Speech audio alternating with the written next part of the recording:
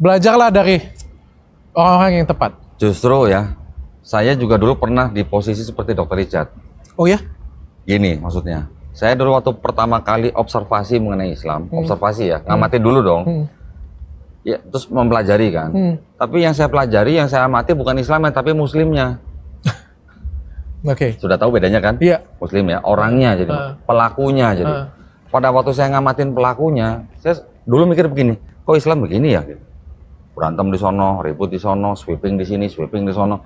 Kok seperti kayak orang nggak pernah ada damai gitu. Udah begitu kan, tahu sendiri WTC dulu ya. Tahu kan, bisa bom. Langsung tergambarkan Islam. Orangnya lagi, orangnya lagi, orangnya lagi gitu. Assalamualaikum sahabat muslim Indonesia dimanapun kalian berada. Ada satu momen menarik dalam perjalanan Dr. Richard Lee dalam pencarian kebenaran bersama Kodonditan. Dalam podcast tersebut, Kodonditan menceritakan bagaimana dirinya bisa menemukan Islam dalam perjalanan panjang pencarian kebenaran. Disinilah Kodonditan menjelaskan berbagai hal yang membuat dirinya semakin memahami Islam, termasuk bagaimana Islam menjelaskan konsep ketuhanan, kehidupan, dan nilai-nilai kemanusiaan dengan begitu jelas. Dimulai dari sinilah yang menjadi salah satu momen penting dalam perjalanan Dr. Richard Lee hingga akhirnya dirinya memutuskan untuk memeluk Islam. Tapi kita tidak pernah ngelompat coba ngeliat apa sih ajarannya gitu. Karena ada hal-hal yang dilakukan buruk oleh pelaku, akhirnya orang jadi tertahan gitu loh untuk masuk Islam. Orang bersentimen keras, galak, ya keras lah kayak gitu punya kan. Yang benar Islam itu bukan keras, tegas gitu.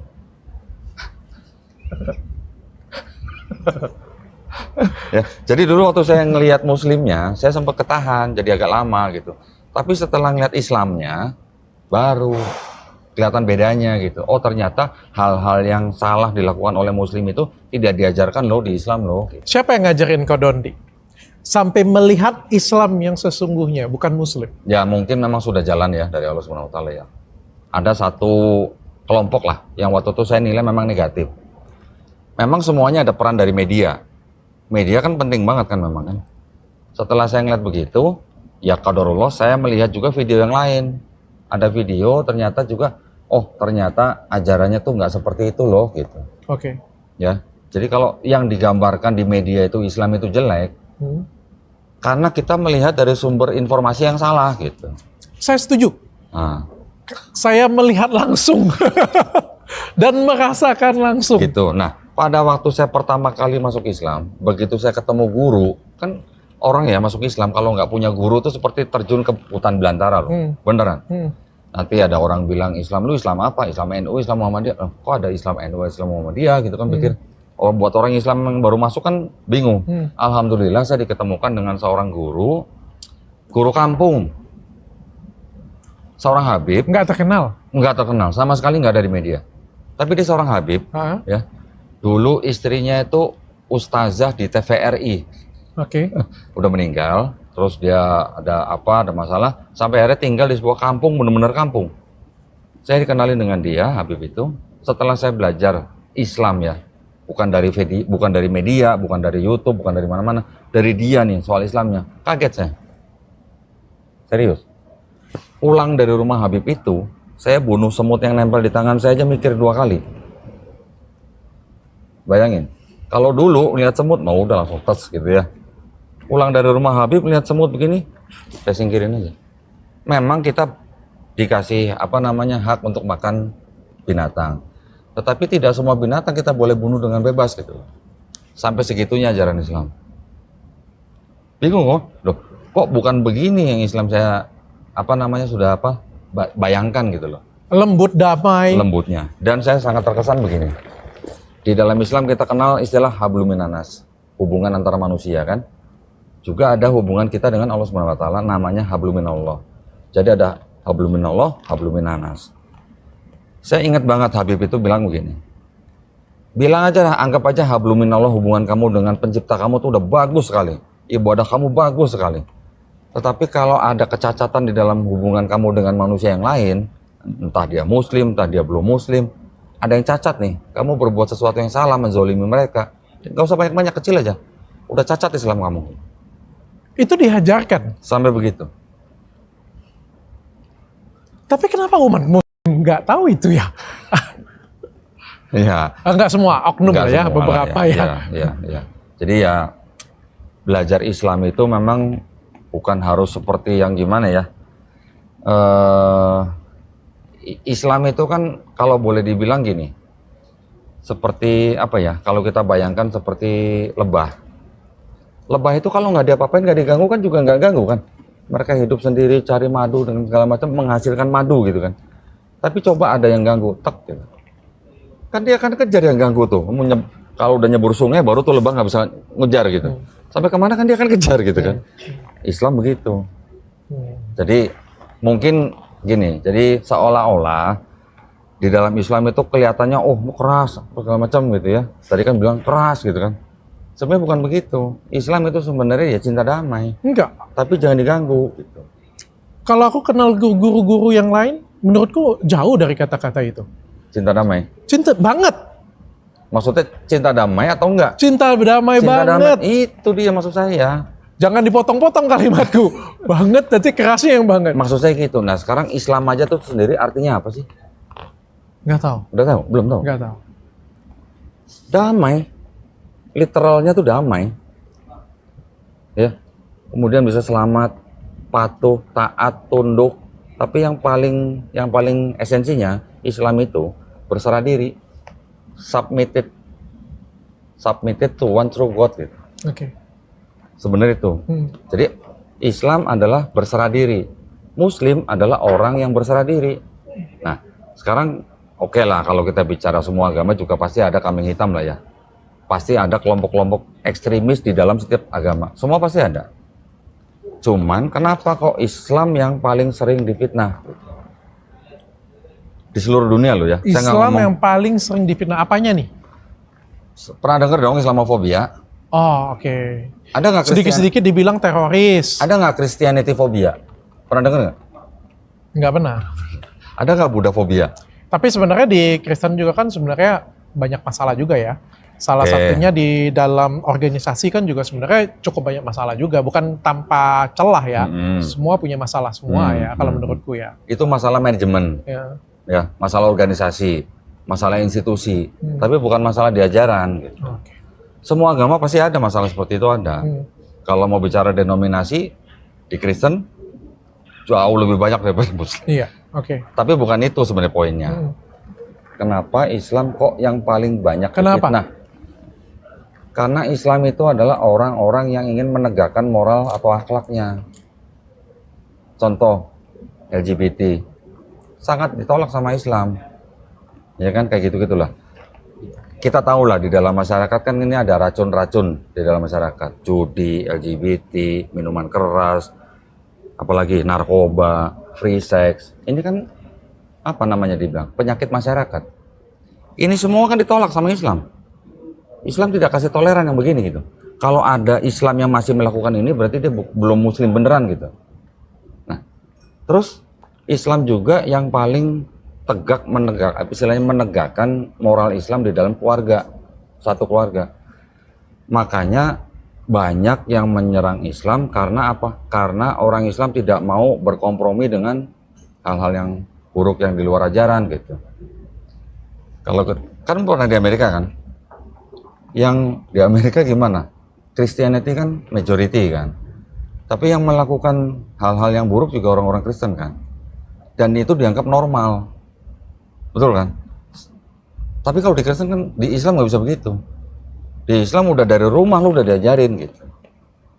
Kalau di keluarga Kristen yang saya tahu, apalagi di Amerika, saya juga punya kenalan banyak lah ya. Kekristenan, istilah Jesus dan segala macam itu hanya sudah menjadi tradisi gitu. Tapi tidak diresapi masuk dalam hati untuk dijalankan. Yang masih menjalankan mungkin hanya orang-orang generasi dulu lah. Yang tua-tua, yang muda-muda coba kalau di Amerika. Pasti tahu lah, lebih tahu lah dari saya lah. Faktanya sih seperti itu. Iya. Nah, karena Islam mencoba menjaga moral dan akhlak itu, banyak pihak yang ingin menghancurkan. Kenapa? Ya kan Islam pangsa pasar yang besar gitu. Muslim di dunia ini kan pangsa pasar yang besar. Contoh lah, umat Islam.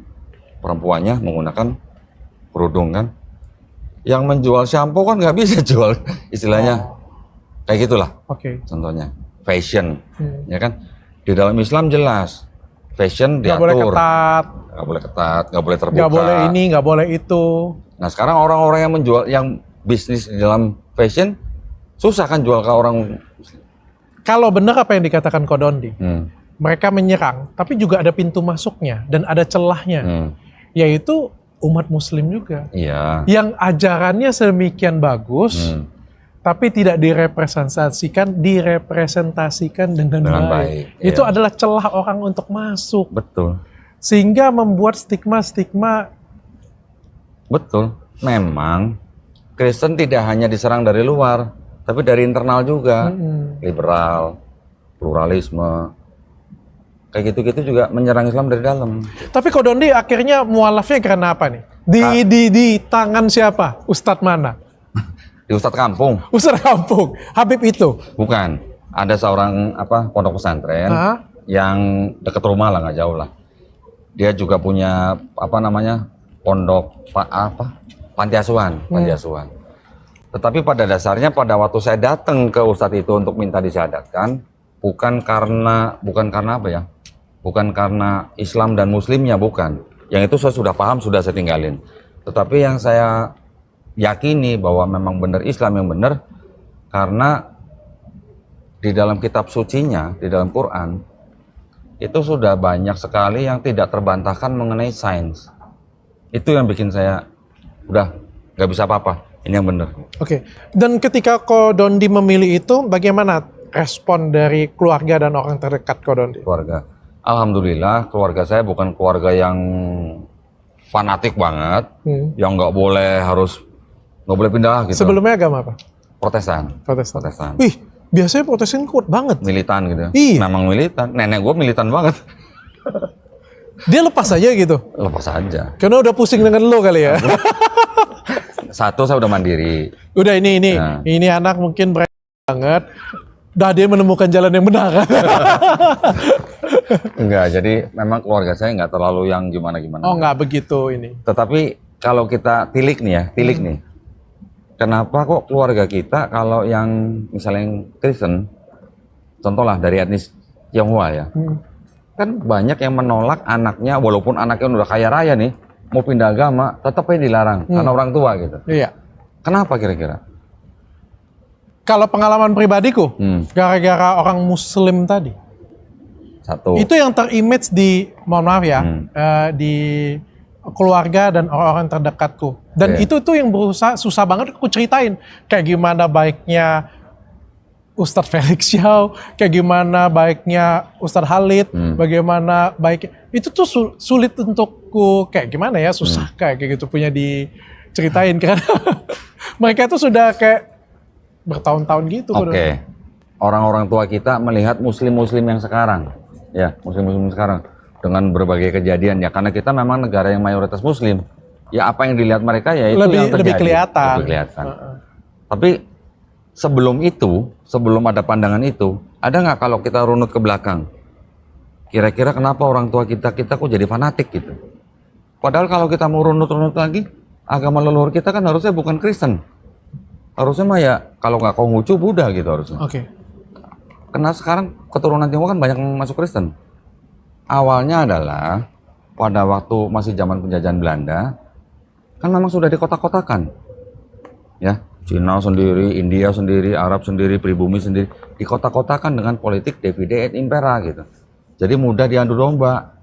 Jadi kalau kita sudah dikotak-kotakan, otomatis kan setiap kelompok yang di sini akan memandang sedikit berbeda kepada kelompok yang lain. Betul kan? Awal mulanya dari situ. Ketika Belanda sudah pergi, yang keturunan Tionghoa ini mau kemana gitu, induknya sudah pergi gitu istilahnya. Induk, maksud saya induk tuh bukan arti induk gimana, tapi induk karena sudah dikelompokkan dan mereka kan banyak berbisnis. Dari hubungan bisnis kan. Ketika Belanda sudah pergi, Tionghoa jadi banyak yang masuk Kristen. Dari situ baru stigma yang ada di dalam otak mereka turun ke keturunannya gitu loh. Udah kerekam. Nenek gue dulu ngomong apa? Islam agama orang yang ngemis-ngemis di jalan gitu. Loh, sampai begitu dan banyak yang begitu. Orang tua saya juga pernah ngomong gitu. Islam itu orang-orang, agamanya orang-orang yang di penjara, koruptor gitu. Dari mana gitu stigma begitu gitu. Nah, itu yang harus kita bantu orang tua kita supaya berpikir lebih objektif gitu ya. Mereka apa mikir? Itu kalau yang di Meksiko tuh yang bandar narkoba tuh agamanya apa gitu ya. Apa mereka tahu? Kan nggak tahu. Itu orang-orang yang nyopet di Brasil tuh orang agama apa gitu. Atau orang-orang yang ngemis di jalan di Filipina tuh agama apa gitu. Jadi terkungkung gitu. Jadi kita kayak dibikin kayak pakai kacamata kuda gitu. Oke. Indonesia negara muslim terbesar di dunia. Ya otomatis yang ngemis di jalan pasti banyak kan orang muslim gitu. Otomatis yang masuk penjara pasti juga orang muslim kebanyakan gitu. Oke. Kodondi, tantangan Kodondi setelah jadi mualaf apa yang terberat? Kalau bukan dari keluarga, terus dari mana? Nggak ada sih sebenarnya. Gak ada. Nggak ada. Ya jalan aja dengan mengalir aja. Oh. Cuman memang dulu kan setelah kita tahu benernya Islam, terus di dalam Islam juga diperintahkan untuk berdakwah. Jadi pengen dong. Awalnya sih sebenarnya mempelajari itu hanya ingin mencari jawaban kalau saya ditanya sama saudara gitu. Tapi memang bener. Dari sekian banyak saudara, yang nanya cuma cici gua doang. Yang apa? Yang nanya, Oke. cici perempuan. Ah. Lu ngapain masuk Islam gitu? Gue mau ikut Yesus, gue bilang. Loh, selama ini kan kita ikut Yesus. Enggak, gue ikut Paulus. Ya kayak gitu-gitulah, percakapan antar saudara lah ya. Tapi jalan aja mengalir biasa. Terus setelah saya mualaf, saya pengen belajar Islam dengan istilahnya dengan sungguh-sungguh. Alhamdulillah ketemu dengan Habib itu, sudah almarhum. Dari situ saya pengen berdakwah gimana caranya, lulusan pesantren bukan. Nggak kayak Ustadz Felix Xiao gitu kan. Apa dong? Berarti karena saya sudah familiar dengan Bible dan saya juga sudah mempelajari ulang Bible saya, akhirnya waktu itu saya berdakwah di belakang layar gitu. Saya jadi penerjemah video-video debat Islam Kristen yang di Speaker's Corner. Dikomentarin. Enggak, saya yang bikin subtitle. Di subtitlein. Oke. Nah dari situ Nambah ilmu ya? itu banyak ilmunya. Itu banyak banget ilmunya. Orang debat kanan kiri dapat ilmu serap semua. Betul. Jadi Berarti kita, kalau kita mendengarkan orang bercerita tentang diskusi tentang agama itu banyak ilmu ya? memang betul. Sekarang tanya Ustadz Felix ya. Tapi gue lagi dihujat. Nggak apa-apa hujat terus. Selagi kami ngobrol, kalian tetap hujat ya di kolom komentar ya. Tapi gini, pandangan orang berbeda-beda ya. Memang di dalam satu tubuh Islam tidak semua setuju dengan berdebat. Oke. Karena apa namanya? Tapi kalau diskusi boleh kan? Ya diskusi boleh. Bahkan sampai ada teman saya gini ngomong, emang ada orang masuk Islam gara-gara debat? Tanya Ustadz Felix ya tuh, masuk Islam gara-gara apa? Bukan karena debatnya sih kalau menurutku. Ya. Karena kalau kita lagi nonton debat seperti debat atau diskusi kita ngomong, kan kita menerima dua sisi ya. Yang membuat kita itu belajar jadi lebih menarik dibandingkan ini buku ya, lu baca ya. 3 bulan kemudian lu udah baca belum buku itu? Belum juga. Belum. Tapi kan kalau dengar kita cerita seperti ini kan lebih cepat mudah masuk kan? Betul. Jadi pada waktu saya sebelum masuk Islam ya, saya nonton videonya almarhum Syekh Hamid Didat. Wah, Masya Allah dia tuh ya, dai dari Afrika Selatan berdebat dengan pendeta. Bukannya berdebat tuh harus bermusuhan loh, enggak loh. Berdebat itu hanya perang argumen. Adu ilmu. Adu referensi, adu literasi. Tapi tidak menjelekkan satu sama lain. Justru kalau di Islam, kita dilarang berdebat dengan ahli kitab. Kecuali dengan cara yang paling baik. Jadi bukan berarti nggak boleh debat tapi harus dengan cara yang paling baik. Kalau kita menghujat pribadinya, apalagi sampai menghina sesembahnya, itu sama sekali dilarang. Yang melarang itu bukan Nabi, langsung Allah SWT. Saya setuju. Perintahnya apa? Janganlah kamu memaki sesembahan orang lain sehingga mereka memaki Allah SWT tanpa pengetahuan. Aku setuju. Itu udah batasan gitu loh. Itu udah batasan buat kita, umat muslim loh. Dan sebenarnya mendengarkan itu juga kan membuat kita itu jadi lebih bijaksana dan bisa dapat ilmu yang banyak ya sebenarnya. Iya, betul. Sampai teman saya begitu. Jadi, emang ada orang masuk Islam masuk Islam gara-gara debat?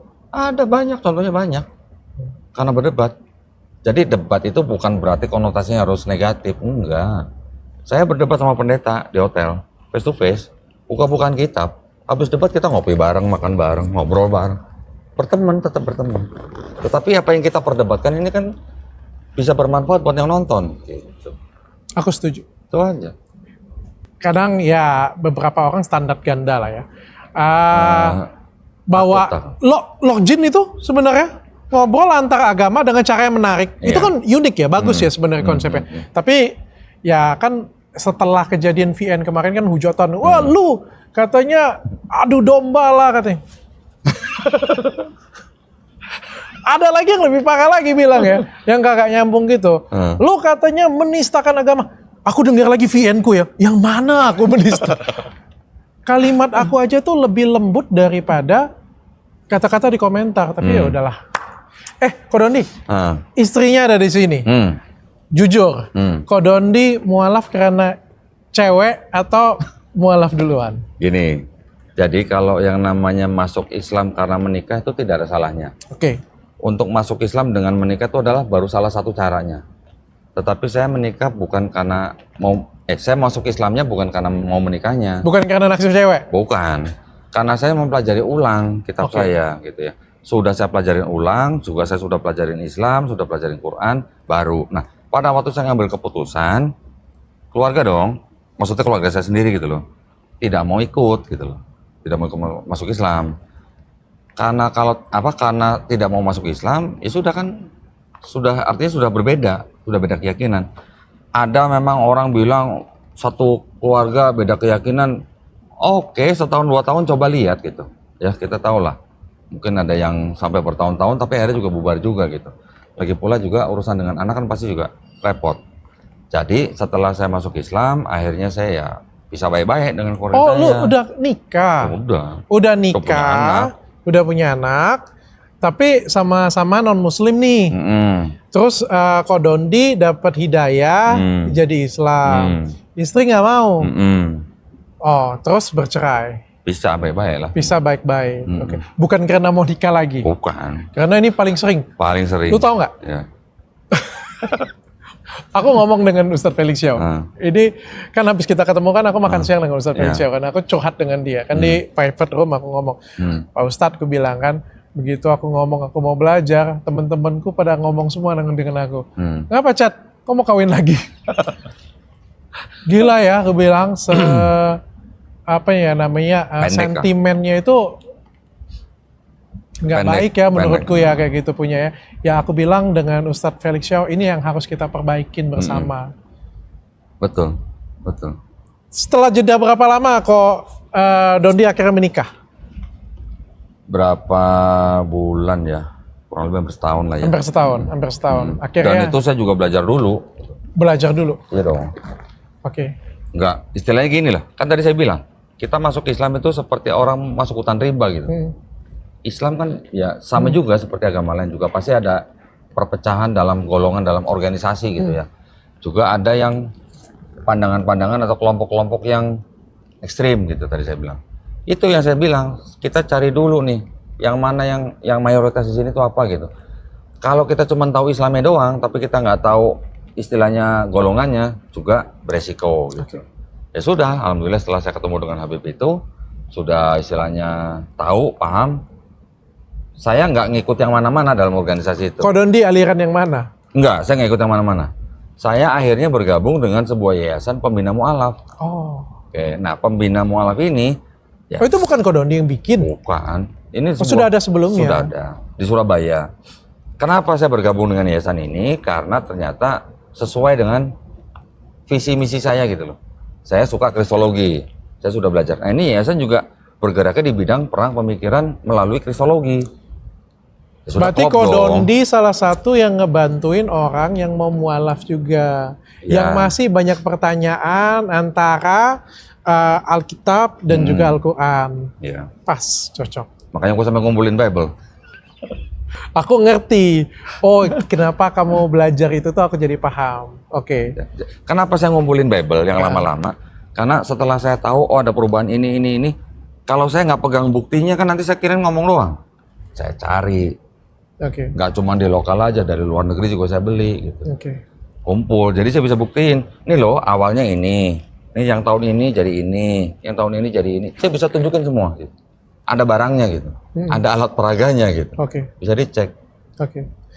Ko Doni, setelah nikah nih, ya kan tadi kita ada ngomong ya tadi ya, ada beberapa sentimen yang kurang baik lah kayak gitu. Ko Doni ada rencana mau menikah lagi kah, menambah istri? Belum. Karena Menurut Ko Doni bagaimana tentang poligami? di dalam Islam dibolehkan, ya. Tetapi ada syaratnya kan. Syaratnya itu nggak gampang loh. Ya.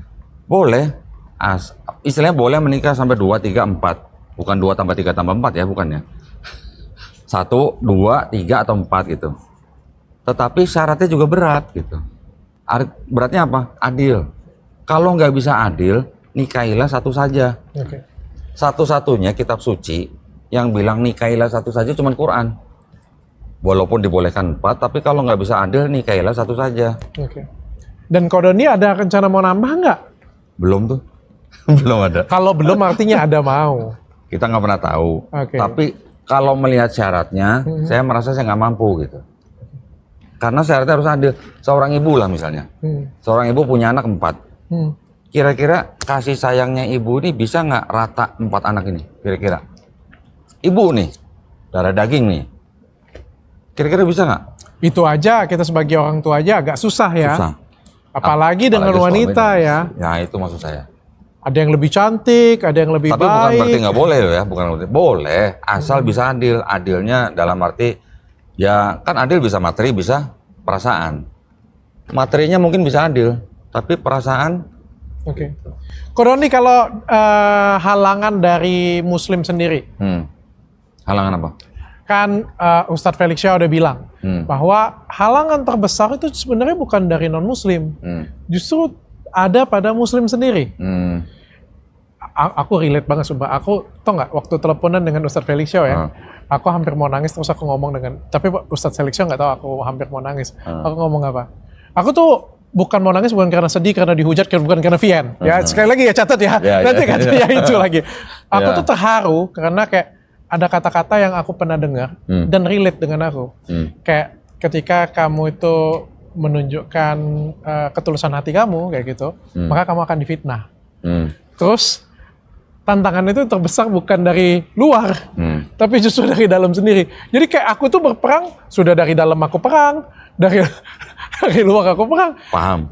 Kayak apa ya, di sebelah sana aku nggak diakui lagi, di sebelah sini gue kagak diterima. Bingung gak sih kayak gitu kan? Paham. Nah, Ko Doni kan juga pasti dong. Karena kan Cina nih, mualaf juga. Kayak gimana sih penerimaan dari Muslim sendiri ke Ko Doni? Gini, makanya saya bergabung dengan Yayasan Pembina Mualaf ini. Kita kan istilahnya non apa ya, non manhaj gitulah. Jadi kalau di Yayasan Pembina Mualaf ini, kita menerima semua Muslim mau dari golongan apa aja silakan kalau mau gabung. Di dalam yayasan kita juga diharamkan berdebat sesama Muslim. Nggak boleh sama Muslim berdebat. Semua perdebatan di dalam Islam itu sebenarnya sudah selesai tuh berapa ratus tahun yang lalu gitu. Ya, namanya Muslim harus berukhuwah, bersatu gitu loh. Kita mau ngambil jalur pemikiran ya sudah, lawan kita itu bukan sesama Muslimnya. Silakan bergabung dari organisasi mana aja, mau dari partai politik mana aja juga silakan bergabung. Yang penting di dalam kita harus berukhuwah. Nanti kalau sudah istilahnya apa namanya berkegiatan di luar yayasan, silakan. Mau di partai politik apa aja silakan, mau di organisasi apa aja silakan. Tetapi silakan berkegiatan dengan akhlakul khorimah gitu, yang berakhlak gitu. Islam ini kan diturunkan untuk menyempurnakan akhlak manusia. Ya sudah, kita yang sudah menjadi Muslim, kita harus menunjukkan akhlak kita di masyarakat.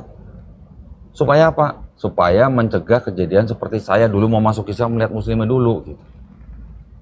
Yang itu yang harus kita tingkatkan. Oke. Jangan sampai tindakan Muslim itu malah mencoreng nama Islam sehingga orang memandang Islam jelek. Oke, saya sepakat. Kok tadi kan aku bawain Elia, kata Ko Doni kan banyak efeknya, banyak. Setiap hari. Enggak, hampir tiap hari, tapi ada aja. Hampir setiap Ada. hari. Artinya memberikan efek ya? Efek, ada efek. Ada, sering-sering aja undang Elian. Boleh ya? Tapi dia nggak mau datang lagi. Oh, bener lagi. Jadi sebenarnya Dr. Richard ini juga sudah bikin video yang bermanfaat buat masyarakat gitu. Ada edukasinya gitu ya. Menurut Ko Dondi? Ada lah. Yo kemarin undang Ustadz Felix, ya undang Ustadz Khalid, undang Ustadz Salim, Ustadz Dery Sulaiman. Masya Allah itu kan sama juga yang menonton khususnya buat yang muslim, otomatis kan juga menambah iman. Terlepas saya benar atau enggak kan kayak gitu kan. Saya benar atau enggak kan cuma saya yang tahu. Iya. Dan beberapa orang terdekat saya pasti. Iyalah. Dari pembahasan ini, kita bisa mengambil sebuah pelajaran penting. Perjalanan Kodonditan menunjukkan bahwa kita tidak seharusnya menilai sebuah agama hanya dari perilaku sebagian pemeluknya. Apalagi dari pemberitaan yang seringkali hanya menampilkan sisi tertentu. Kodonditan sendiri awalnya mengamati perilaku orang-orang muslim. Namun kemudian, ia memilih untuk mempelajari Islam secara lebih objektif dan mendalam.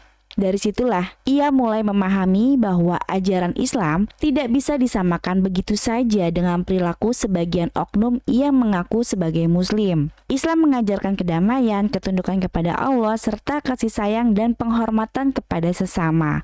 Karena itu, sebelum memberikan penilaian terhadap suatu agama, sudah seharusnya kita mempelajarinya secara langsung dan memahami ajarannya dengan benar. Semoga kisah perjalanan Kodonditan ini menjadi pelajaran bagi kita semua bahwa pencarian kebenaran membutuhkan kejujuran, keterbukaan, dan kemauan untuk belajar. Wassalamualaikum warahmatullahi wabarakatuh.